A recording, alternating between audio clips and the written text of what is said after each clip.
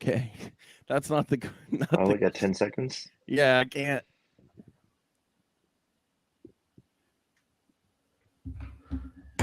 Hello out there, Foxes fans, and welcome back to another edition of the U.S.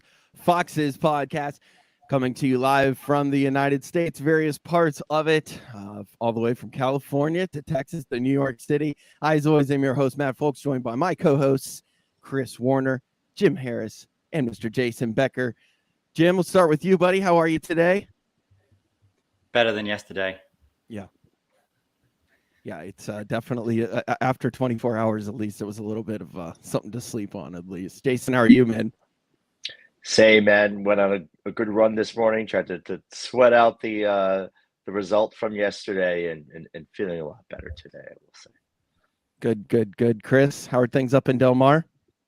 Yeah, mate, the glass is still half full, but I think only just at this moment in time. Only just.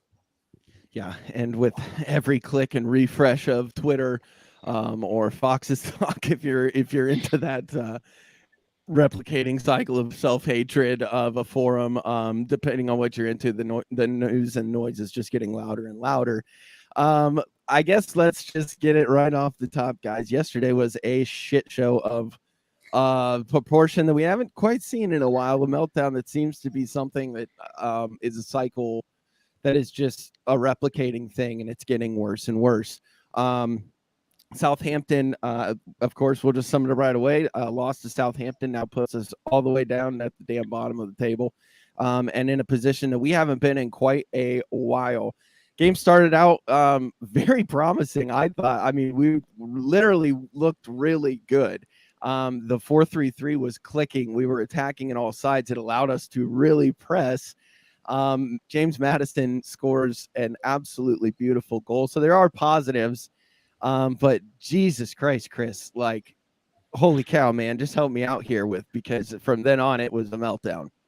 Mate, it was one of those performances that I would say was busy, but lacked any sort of productivity. You look at all the stats, 75% possession in the first half. We don't have a shot on target. Second half, we score. You always think with Leicester, that's a catalyst for positivity. Let's go get a second. Let's go get a third like we used to at the KP. But it was just almost as if we scored and then we gave up. We just invited Southampton in. They came. We had no response to them. And it was shocking, Matt. Absolutely shocking. I don't know who to blame. I think the players were at fault. I think the manager is certainly at fault for that. But at the same time, it was just busy without anything. And it was just so frustrating. It was one of those games that I can't think of a more frustrating game in recent memory of that one. Like, that was there for the win. It was there for the taking. And just, it was the epitome of this, of Rodgers' Leicester. Like, it's there, but it's just not quite there. And yeah, just so frustrating, mate. It's tough to beat pissing away a 2-0 lead to Brentford, honestly, but I'll be damned if we didn't find a way to we beat that, Jason. Just a shit show of a Saturday, dude. Yeah, like I think Chris, you hit the nail on the head. There was a lot going on. Like it was a busy game, certainly for like the first, out until the Madison goal. There was some nice little like link ups and play, but you're not going to win a game if you're only at one shot on target. Like, doesn't matter what you do on the pitch. You're just not going to win. And there was no reason, I think, for 3 weeks in for this to be the first time that we're playing four in the back and to play this setup. Ayoze clearly, needs some time to get back up to league match speed. That's a big difference from friendlies. So this is his first chance out there starting. Barnes' first game back from injury. And we're playing another, formation. So a new formation that what they were playing. So we went back to what we were doing during preseason. And again, just you've got guys who just aren't firing on all cylinders yet. And it doesn't matter what team you play in this division. You're just not going to get results if you can't set your team up or can't put out a lineup that's ready to go and firing on all cylinders. Jim, did you notice a certain catalyst? Like, what did it seem to be to you, dude? Because, like you said, the first part was we're firing, we're passing, but like there were no shots. Like it was such a strange amount of football. We had 73% possession, but we did nothing with it, aside from obviously the insane James Madison free kick. Yeah, absolutely. I think I like Chris and Jason said, we started really well. I think the first 15 minutes, I was pretty hopeful. And then I think a change happened. Southampton were pressing a lot and we were being able to sort of break through a little bit. And then I think Hasenhüttl did something which was sort of just go to two banks of four, narrow the pitch. And the only real width we had was, I think, Harvey Barnes stretching out on the left. Castagna was kind of, first 15, 20 minutes, Castagna was joining in, and then for some reason that stopped. And then it was just sort of sideways passing in the middle, and we couldn't break it down, and we'd sort of do our usual go forward. Oh no, go back, I've changed my mind, reverse. And then, so fair play to him, and I don't think Rodgers did anything to adapt. And I don't think it's one of those where we've said before, a number of times, there's no plan B, but there's not really a plan A, I don't think, at the moment. And so, we got a goal from a wonder goal, and I think we all were hoping, okay, right, let's get into this and get another and hold on. And, it was pretty quick that fell apart and the wheels came off. Yeah, the KP erupts for good reason. That angle for you to go for the outside post to try from where he was, like that is there. The list of people that can make that. One of the people in the world that can make that happen to be on the field in Ward Prowse, but he's just a freak anyway. But dude, just an incredible, just showing us again why James Madison is that 1 in a million. And if Southgate wasn't paying attention to that one. So like you said though, man, after that it was stinky, Jason. Yeah, well, I think this game was a really good example of what we saw all of last year. We had moments of individual brilliance from mostly James Madison last year that I think papered over the cracks and some of the faults and the weaknesses in the team. Because if Matters doesn't pull that out, then there's no goal. They're not scoring yet on Saturday. And we saw that all last season. And Matters had an incredible year production-wise. And without those goals, without him just making these great plays and coming through as often as he does, the season could have been, a lot worse than it was last year. It's such a great point, man. Like he kind of bailed out Brendan on so many occasions. We also saw that when Vardy came back from his injury. I think Chris and I did an entire show on it, on the fact that Vardy coming back from that injury and just the uplift that it provided the team, that really saved a lot of difficult conversations that are now happening about Brendan's future, Chris. Yeah, I think I just want to, I think Jim made a fantastic point when he talked about how Southampton changed the game after 20 minutes and went to that low block that we saw we were so difficult to break down. We did as a team in 2019, 2020, 2021. Like that was always one thing that we struggled with, was breaking it down when a low block came. And it's now August 2022, and we're running into the same issues that we observed 3 years ago. It's just frustrating, Matt. It really is. I echo your points about Madison. Without him, we wouldn't have scored yesterday. He was the best player. He was the best player in a blue shirt anyway on the field. But we're just papering over so many cracks. And we can talk about it in this podcast, but Amati again struggled at centre half. And Didi wasn't the Wilf that we know that we want. I think Perez was busy down that right-hand side, but didn't really do anything with it. And of course, when we're playing like that, there's no support to Vardy up front. He's left on his own, and Jamie Vardy, over 35 now, is going to struggle in those sorts of situations. So, yeah, mate, Madison's goal was great, but I think, like to Jason and Jim's points, it really did just paper over some of the... I think it's not only cracks anymore. It seems like chasms, almost as wide as the Grand Canyon to me at this moment in time. When you pair that with just the rumblings and things coming out of, Brendan himself, the quotes that are coming out, guys, it's just got us at a point where, damn, it's uncomfortable. Like I made a joke, I tweeted out that, it's got me digging through the 2014 shirt collection, because it feels like we are, and I mean this year looks like the mid-table bunch is going to be strong as hell. If you look at what Newcastle did today, right down the line. I mean, aside from West Ham, I guess we could be thankful we do have a point. But I think this is going to be a year where every freaking point counts, and it's we're 3 games in, obviously, but 3 games that are very, very important in the long run of things, Jim.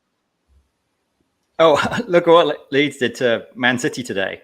I think that's going to be my only silver lining. I think I joked the other week that, hey, Brentford, drawing with Brentford wasn't so bad because look at the result they had against Man United. Look at Arsenal, top of the league. Now look at Southampton. They came back from 2-0 down against Leeds, and Leeds just beat Man City. So, maybe we've just had a really tough start, and, Chelsea will just destroy them next week, and that's really going to happen. But, everyone has got stronger. I think that we've sort of stayed the same. You guys have made an amazing point that Maddison's goal was just spectacular, but it was the only unexpected thing that happened from our team the whole game. And it's kind of sad to say that, you can just sit deep against us and we've got nothing. You just like, an adult's holding a toddler back, against their, while they're swatting their arms at them and nothing's happening. Right. And I think, Marty, Chris said, poor. He doesn't even seem to know where he is on a football pitch half the time. But, I think we were all buoyant, weren't we, looking at the training sessions in the week and, seeing Wilf pulling off all those mad skills, Vesti flip-flapping against Soyuncu. But maybe it just shows how terrible our defending is that, that's happening in training and we're getting skinned by, our reserve players. And then so when it comes to the game, Daka looked like a world beater in training this week, and he looked like he was made of a wet paper bag against the Saints defense. And so I don't know what's happening. Rodgers said he didn't fault the players for effort, and I kind of disagree. They did keep trying, but they didn't really.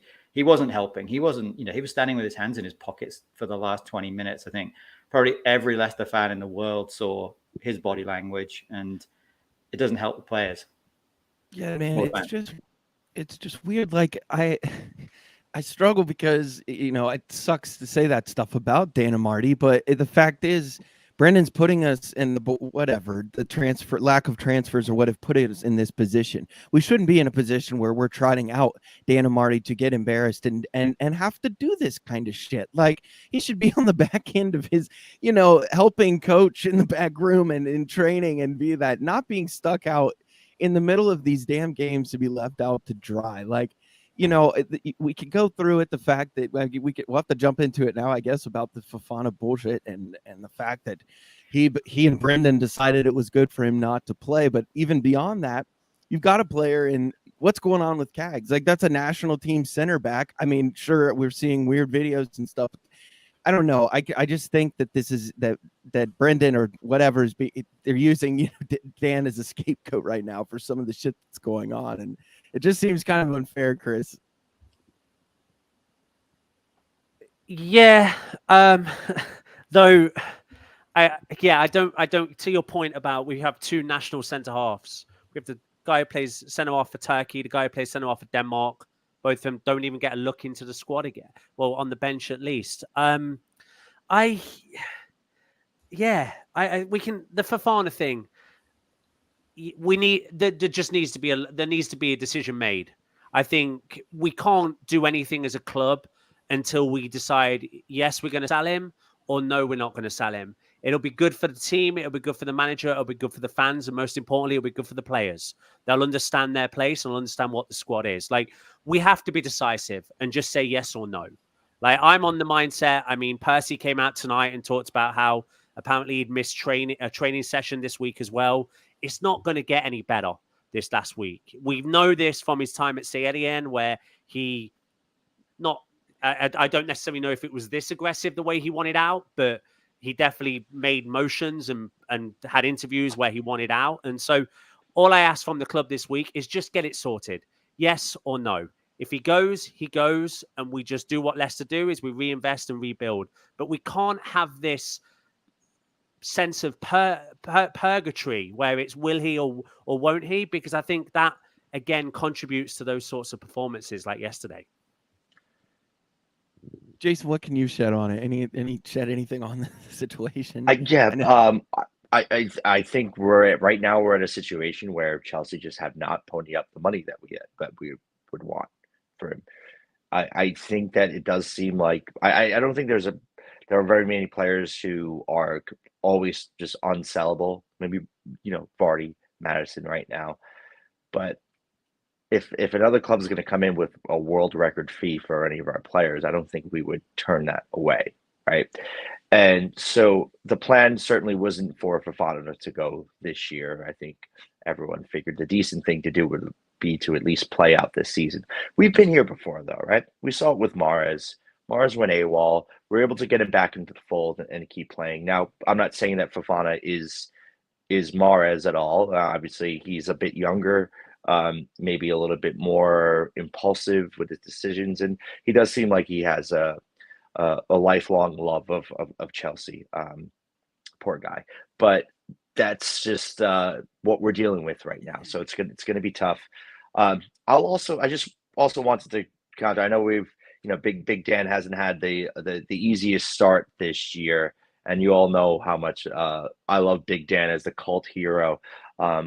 I'd also offer that he is a national team defender as well, and looks pretty darn good for his country, and is a leader on that team. And I think what we've seen from like the Leeds performance today, what we saw from Newcastle, what we've seen from Brentford this season, what we've seen from Fulham, is that it's not just about the X's and O's. And I think that we're trying to tactically figure out our way out of this mess. And sometimes what we need to do is kind of reinstill that belief in the team. Because what we're seeing with those sides is like a group of 11 players who are committed to the cause. And there's this bit of, there's cohesion there. It's really difficult to do when we're constantly changing things and trying to kind of X and O our way, to the solution. And sometimes that's not the way football works. And sometimes football is supposed to be an emotional game, and it's supposed to be fun as well. And damn, it looked real fun at Ellen Road today, or up at St. James's. And we could use a little bit of that. And sometimes I think players need to be reminded of that. Certainly, Big Dan must love to play for Ghana, because he does a hell of a job for them. So we know that it's a player in there, and he has put in steady performances for us before. I think it's now a matter of time of trying to get these guys motivated again, and try to bring back that self-confidence and belief in the squad. It's tough though, because depending on what you believe and what you hear, when you have a manager, we can go right with the things that he said. It does seem awfully like he's kind of throwing a tantrum here because he didn't get the players or things that he wanted to do, and now he's going to trot out anything to try and either get like, again, this is such speculation, so I almost hate even saying this, but it doesn't feel like when you watch Jesse Marsh having an aneurysm on the side of the field sprinting and running, and then you watch Brendan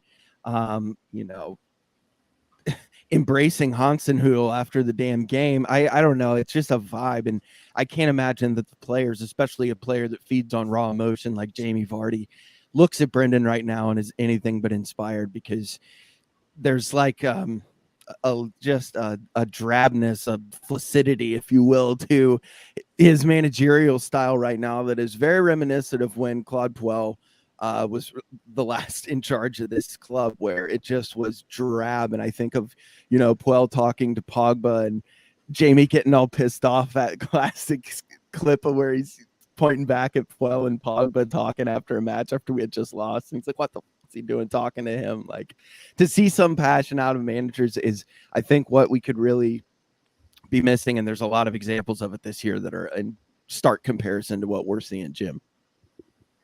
Yeah, totally agree with everything.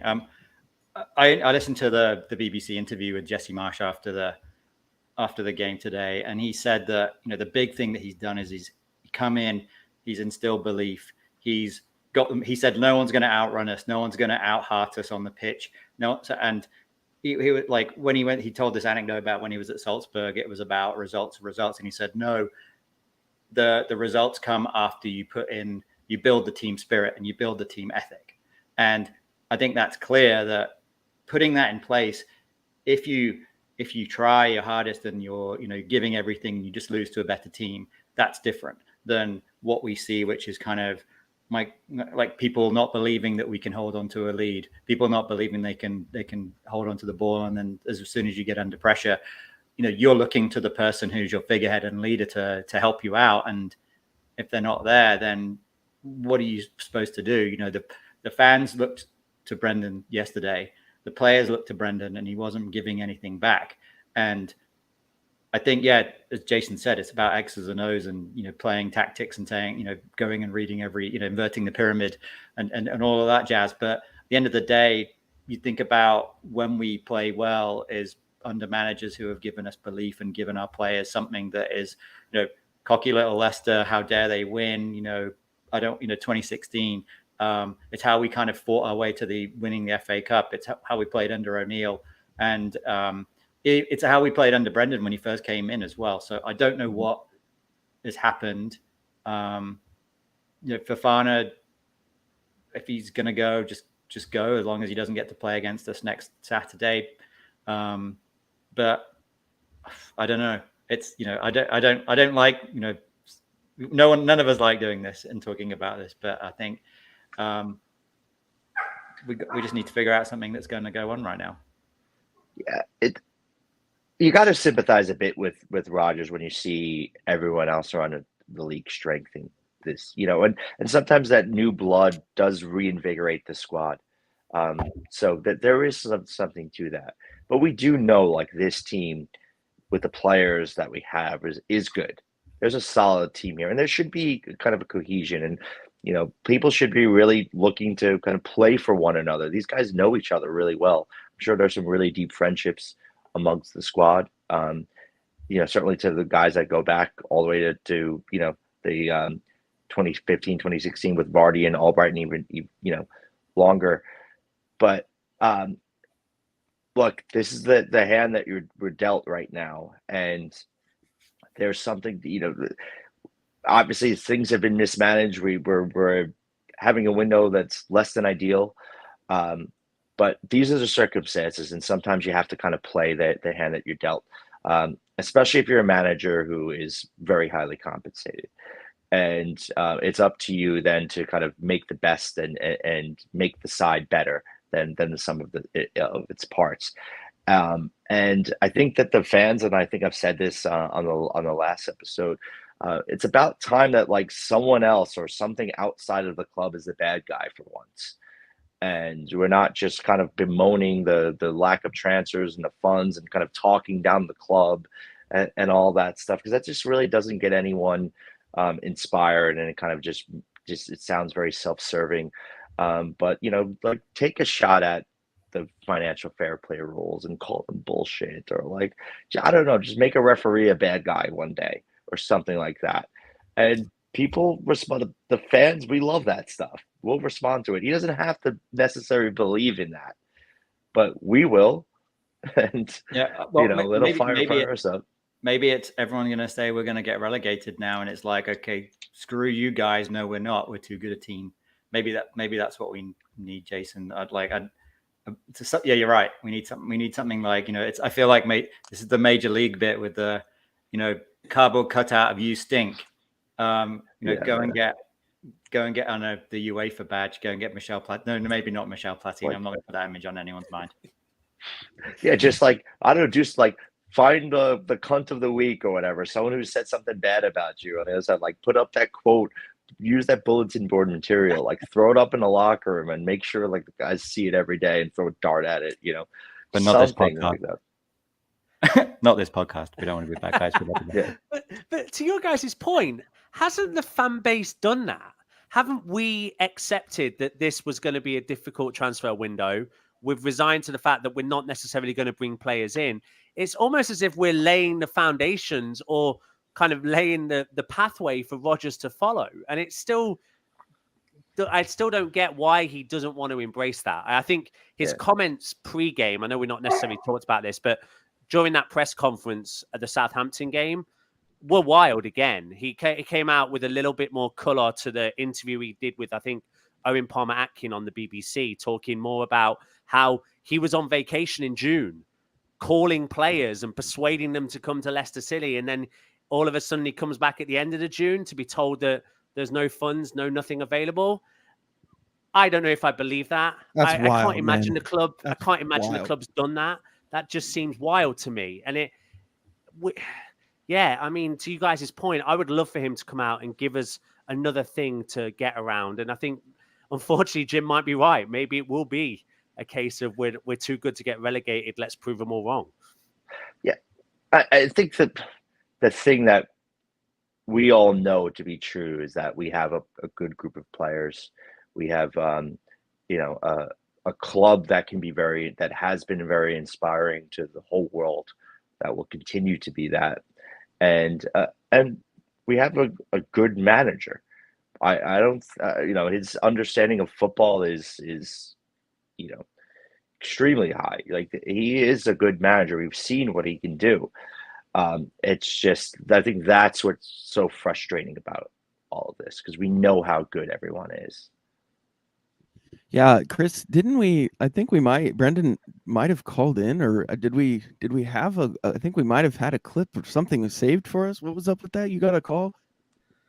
Yeah, we had this. We said a few years ago we had this random voicemail line for people to call the US Foxes podcast, and apparently this morning this came along. So I'm going to hit play now. Interesting. Well, no, without my big payout anyway. Hi guys, Oh, sounds like you just... Brendan Rodgers here. I just wanted to phone into the US Foxes podcast and let people know that the rumours about me are not true. That I've left the club. It's a great football club. I'm not going to be leaving them, and well, no, without my big payout anyway. Wow, groundbreaking stuff here on the US Foxes podcast. I guess that's the first time. Jim, do you know anything about that? Yeah, I think Brendan Rodgers had been drinking heavily at that point. Gotcha. Some incredible stuff there. He did have a little. I did note a little bit of Texas drawl mixed in with the within that Northern Irish accent. Interesting. He might have been having margarita or something. That Yeah. could be why that was coming. But wow, the show, I tell you what, it's just reaching better and better heights every time, boys. One positive that we did see was the emergence of Harvey Barnes. First game back kind of thing. I thought we might see a few cobwebs, and depending if you want to be super critical, but for what we did see, it looked like route one through Harvey. It looked like he was the way that we were running the entire offense through. In fact, we barely saw Vardy get involved at all. Harvey looks pretty dangerous. What'd you think about him, Jason? I love Barnes, man.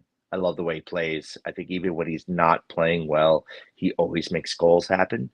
So this was not bad. It was his first run out. He wasn't going to do all 90. He certainly, I think, got a little tired in the second half and became a little more anonymous. But he was out there. He was involved. He was making things happen, trying to kind of link up play and play those little 1-2s along the wing. I think we're just a completely different team with his speed and his directness. And so that was the bright spot of the game for me, is seeing Barnes out there.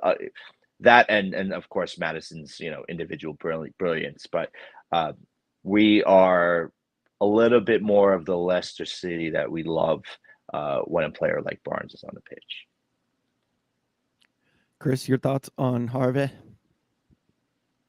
100% agree. He brings that natural width that we're all desperate for to see. When we don't have him this side, we typically play very narrow. And we struggle at times. And I think when Harvey's on the pitch, we have width.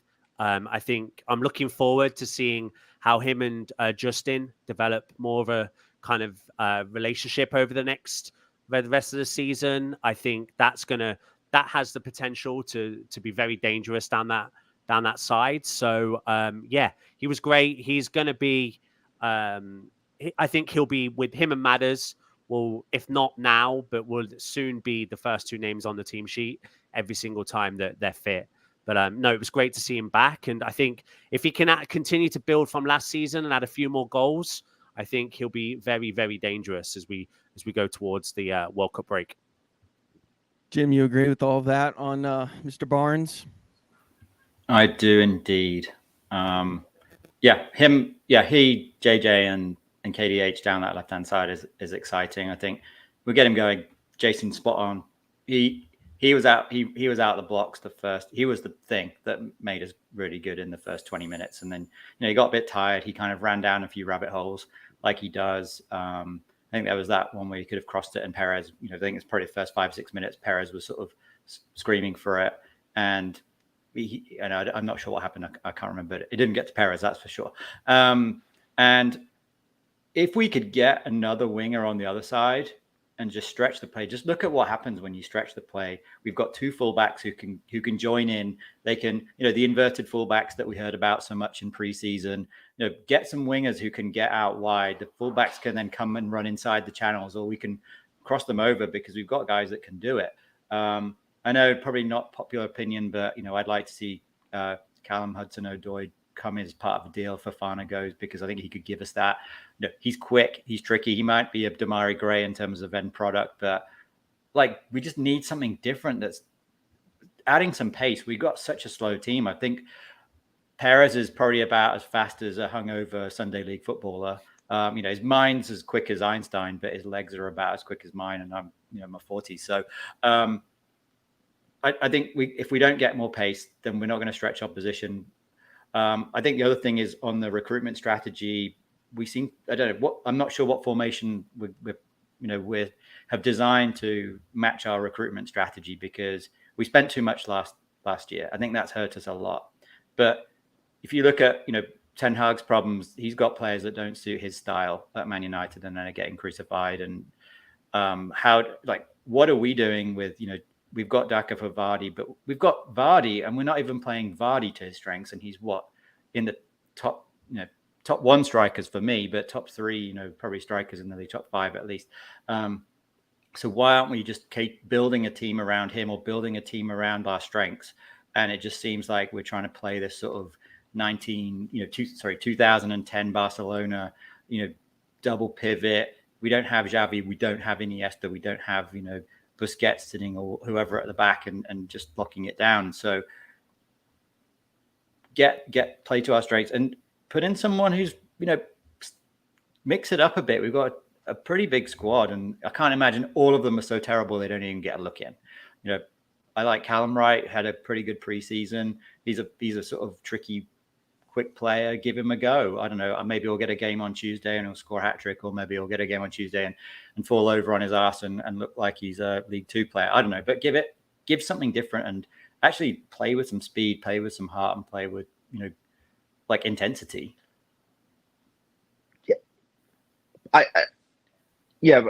We love Leicester, right? Like that fast, that my team is the RAF, that Ranieri line. That's people love to watch that type of football, and it's inspiring, it's fun. We lose a little bit of pace on the right side. We've got Perez in. I will say I did appreciate his effort, trying to close down players.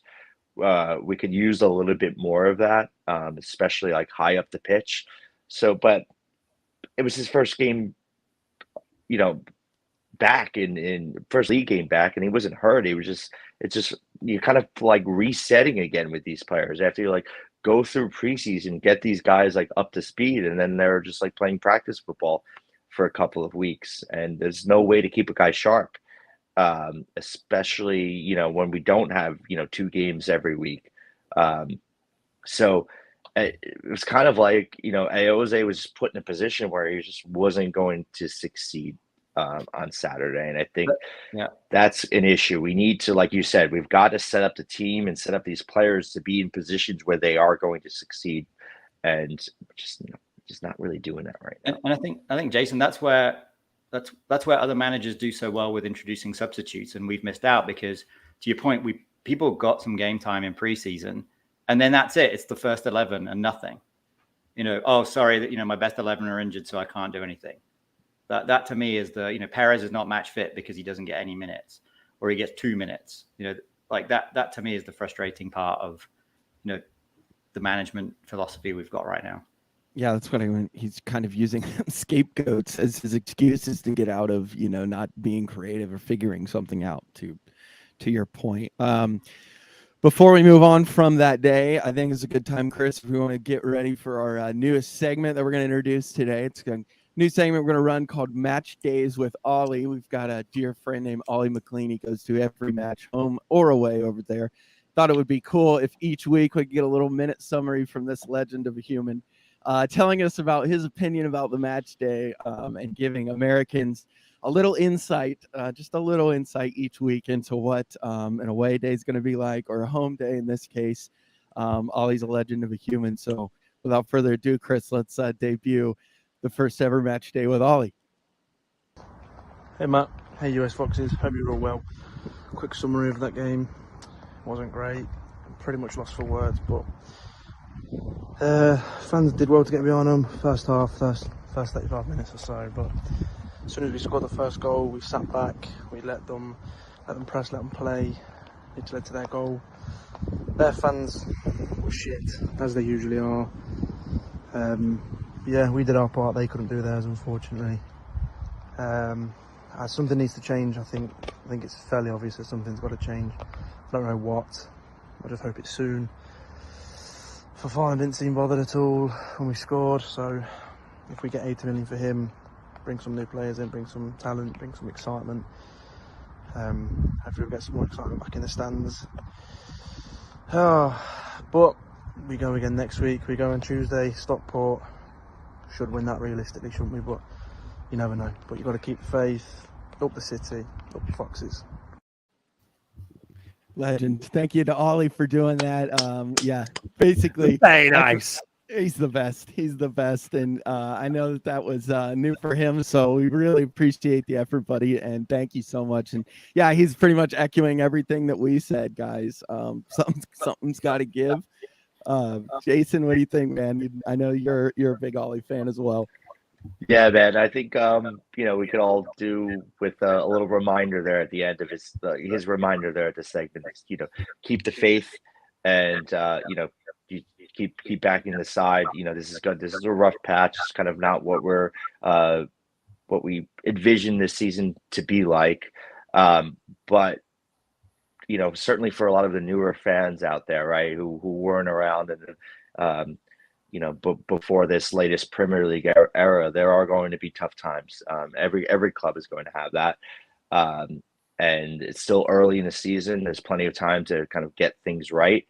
But there's one thing that is always true, and is that the games are just a lot more fun to be at. They're a lot more fun to watch when you're kind of united with your other fans there and backing them no matter what. That's exactly right. Great lead in too. I guess let's move on and talk about Tuesday. It's that time again when now we haven't played in the second round in a while, so but here we are. Stockport, Chris. Thoughts? Have you been? What do you think? So I've never been to the ground, but I've seen it many a time when I go on the train up north. I think I went to the pub across the road from it. Yeah, it's one of those weird games where we need to win.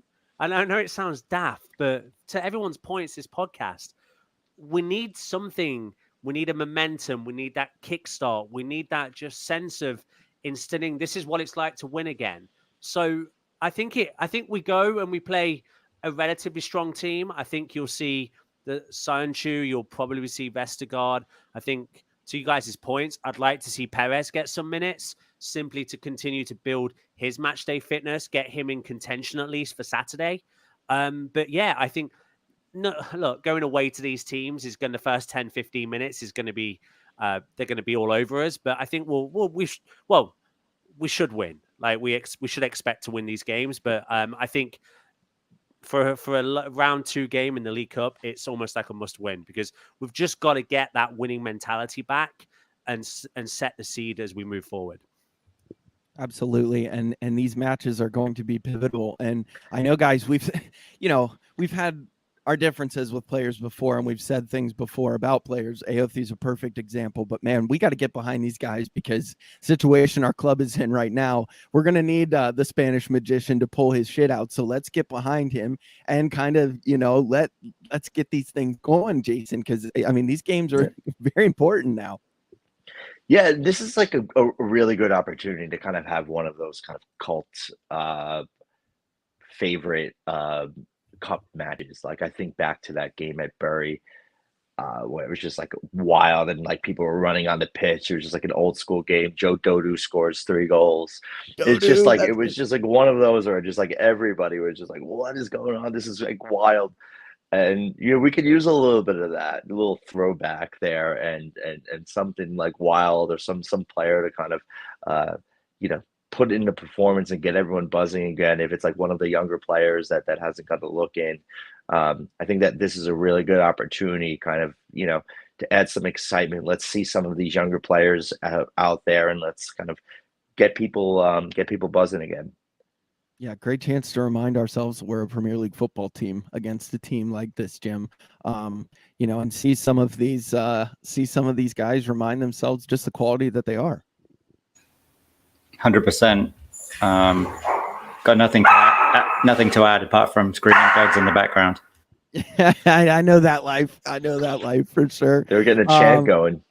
Yeah, exactly. So Tuesday, obviously, Stockport. Let's get a nice result, and then obviously the weekend leads into Chelsea. And to your point earlier, Chris, or somebody made the point about Fofana not being sold before I think Thursday or Friday. He wouldn't be able to play against us, but if it's going to happen, let's have it late. But yeah, the huge match on the weekend, Chris.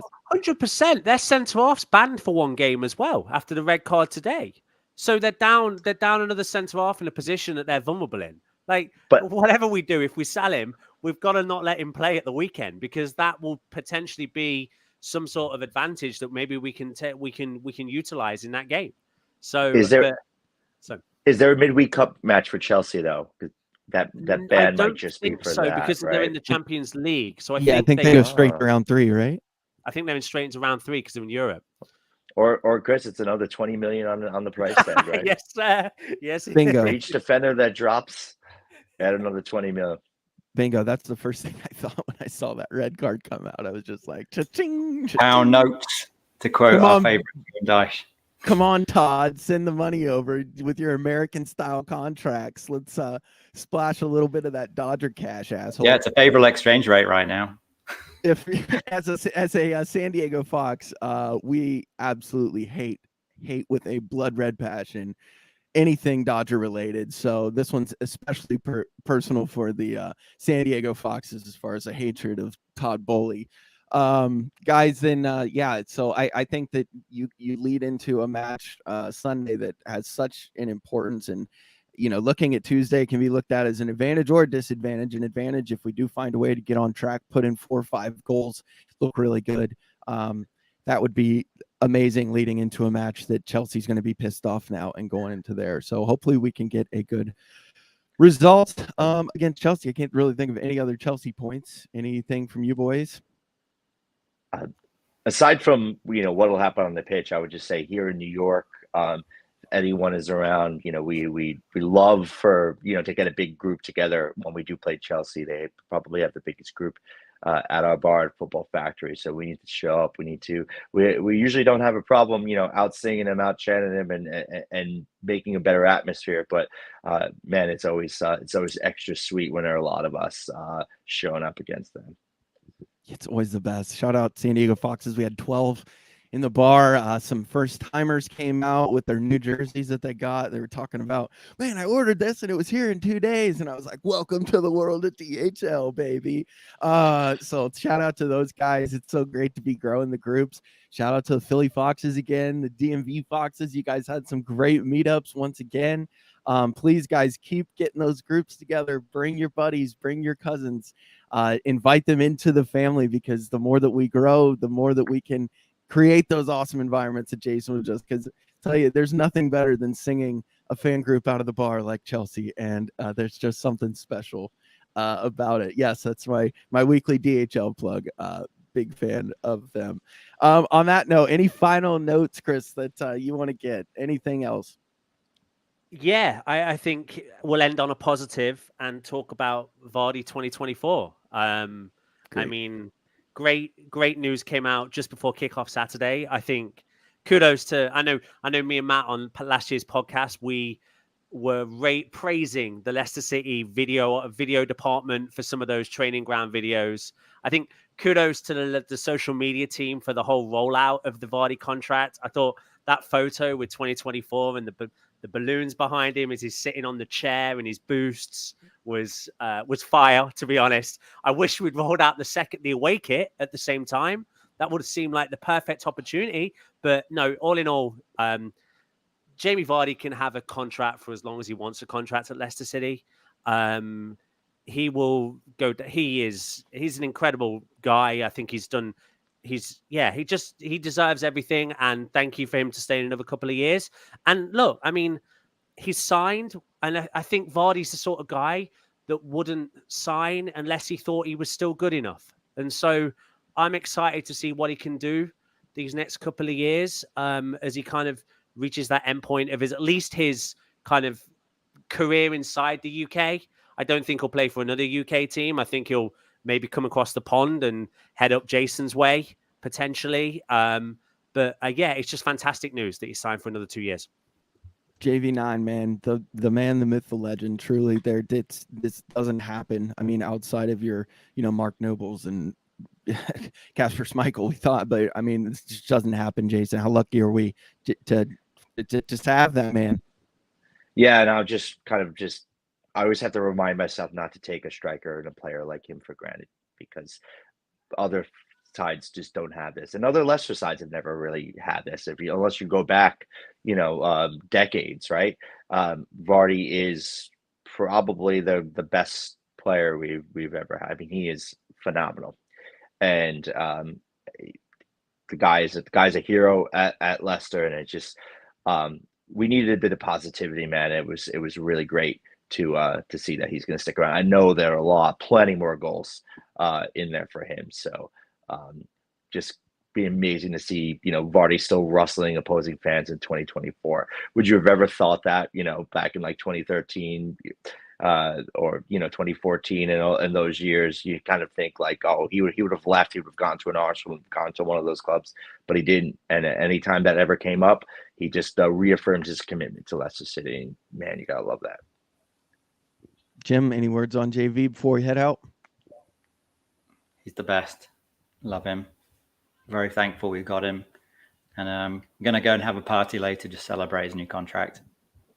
Go dump some Skittles into a big old bottle of vodka and take a slam. I hope he comes out with the Mohawk this year. Bring back Mohawk Vardy just as a celebration. That would be awesome to see. Let's go ahead and wrap it up, guys. On that note, thank you as always for joining us here at the US Foxes. Keep spreading the word. Throw a retweet on there if you feel like it. And like we said, keep bringing some people out there. The Premier League put together a really cool 10-minute video. Just talking about the top moments in Premier League history. And of course, we were on there. It was just a really cool video narrated by Big Wes. Casper's in there. Jamie makes it's just a really well done thing, and just a great goosebumps raising video to remind you of where we were and what we are and what this club's about. So times are tough right now, but keep those heads down. That's why we're Leicester. That's why we cheer for this damn club. So for Chris, Jason, and Jim, I am Matt, and we will see you next time on the US Foxes podcast. Peace.